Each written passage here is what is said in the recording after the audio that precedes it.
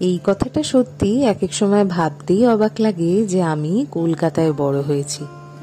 আমরা কিন্তু সত্যিই জানি না আমাদের সহ্যের সীমা কতটা।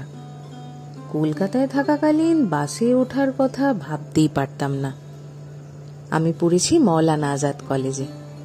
ধর্মতলায় যাওয়াটাও একটা বিভীষিকা ছিল আমার কাছে। সেন্ট্রাল ক্যালকাটায় রোজ যাওয়া ইয়ার্কি কথা তো না, তাও আবার বাসে। তবে হ্যাঁ, সিট না পেলে আমি কোনো মতেই উঠতাম না। কিন্তু আজ কালের ঠেলায় আমি একজন রেল যাত্রী। কখন অভ্যেস হয়ে গেছে বুঝতেই পারিনি। আজ নিজের মতন করে বাড়ি থেকে বেরোনো অরণ্যে রোদন ছাড়া আর কিছু নয়। আজ সহজ বাহন একটা বিলাসিতা মাত্র। নিজের মনুষ্য আচরণ জলাঞ্জলি দিয়ে তীব্র স্বরে ভিড় ঠেলে বিরক্তির হাত ধরে গাদাগাদি করে গন্তব্যে যাই রোজ। ভারী অবাক লাগে। এই সেই আমি যে বাড়িতে মাছ ভাজার আষ্টে গন্ধে ঘরে থাকতে পারতাম না।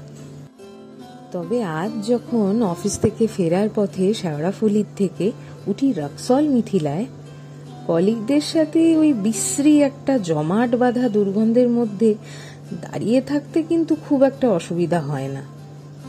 এত কিছুর পরেও একটা অদ্ভুত ভালো লাগা আছে।